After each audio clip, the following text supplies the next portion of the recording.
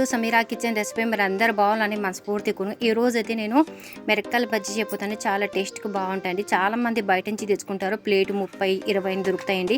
మనకైతే ఫ్యామిలీలో అవి సరిపోవండి. ఇలా మన ఇంట్లోనే చేసుకుంటే మన ఫ్యామిలీకి అందరికీ సరిపోతాయండి, ఇంకా మెలుగుతాయి. ముందు మనము ఇక్కడైతే మిర్చి మిరపకాయలంటే ఎవరైనా ఇస్తారండి. మధ్యలో ఇలా కింద అయితే కొద్దిగా శాఖ మాదిరి కట్ చేసుకున్నాను. మధ్యలో ఇలా గ్యాప్ అండి, మనం అలా చీల్చుకుంటే అవి పలిగి మన మీద చుట్టుతాయండి ఆయిల్ అనేది. అందుకోసం ముందు మనం ఇలా కట్ చేసుకుంటే చాలా బాగా వస్తాయండి. ఇలా కట్ చేసుకున్నాను. ముందు మెయిన్ అంటే మనం మిర్చి అయితే కడకాలండి. ఎక్కడి నుంచి వస్తుందో మనకు తెలుసు కాబట్టి కడుక్కున్నాక ఇలా మధ్యలో కట్ చేసుకున్నాక ఒక ప్లేట్లో తీసుకున్నాను. ఇక్కడైతే బేసన్ అండి, శనగపిండి మనకు తగినంత. మన ఫ్యామిలీలో ఎంతమంది ఉన్నారో అంతమందికి మనం శనగపిండి తగినంత వేసుకోవచ్చండి. నేనైతే ఒక 2 కప్పులు వేసుకున్నాను. కొద్దిగా సోడా, కొద్దిగా సాల్ట్, కొద్దిగా రెడ్ చిల్లీ అండి. ఇవన్నీ వాటర్ కొంచెం కొంచెం వేసుకుని మన పిండి కలుపుకోవాలండి. ఎక్కువ వాటర్ వేసి పలచాంగా అయిపోతుంది. అందుకోసం కొంచెం కొంచెం వేసుకుంటే కలుపుకుంటూ రావాలండి. గట్టిగా అయితే మళ్ళీ కొంచెం వేసుకుని కలుపుకోవచ్చు. పలచాంగా అయితే మనం తీయలేము. మన ఇంట్లో ఒకసారి పిండి ఉంటుంది, ఒకసారి ఉండదండి. అందుకోసం కొంచెం లైట్గా వేసుకుని మనం కలుపుతుండాలా. ఇలా మంచిగా కలుపుకోవాలండి. ఎంత గట్టిగా అంత పలచం కాదు, ఒక మీడియం సైజ్ అండి. మనం అయితే ఒక మీడియం సైజ్ని అయితే పిండి కలుపుకునేది కొంచెం మనం కలుపుకుని పెట్టుకోవచ్చండి. మన పిల్లలు వచ్చినాకనే వేయచ్చు, చాలా బాగుంటాయి.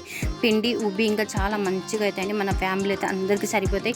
2 కప్పులు వేసినానండి నేనైతే శనగపిండి. చాలా మంచిగా వస్తాయి. ఎంత వస్తాయండి, ప్లేట్ నిండాగా వస్తాయి. మనం బయట నుంచి తీసుకుంటే మనకు అవి చాలా అండి. అందుకోసం ఇప్పుడు నేను బయట నుంచి తెప్పించుకొని ఫుడ్ అయితే ఇంట్లోనే చేస్తాను మన పిల్లల కోసం అయితే. చూడండి, ఇప్పుడైతే మిర్చి చేసుకున్నాను. మన పిండిలో అయితే మనం డీప్ చేస్తుండాలి, తీస్తుండాలి. చిన్న ఎలతో పట్టుకోవాలండి. మన చేతులండి పిండిలో మునుగుదు.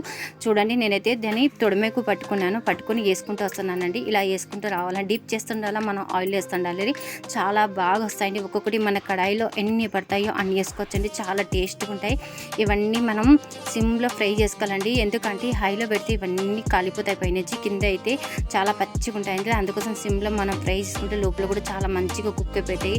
మిర్చి బజ్జీలు అయితే చాలా టేస్ట్గా క్రంచిగా బాగుంటాయి. ఇక్కడ మనం కలర్ వచ్చే వరకు దీనికి ఫ్రై చేస్తూ ఉండాలండి. ఇలా తిప్పుతుండేలా చాలా మంచిగా ఫ్రై చేయాలండి.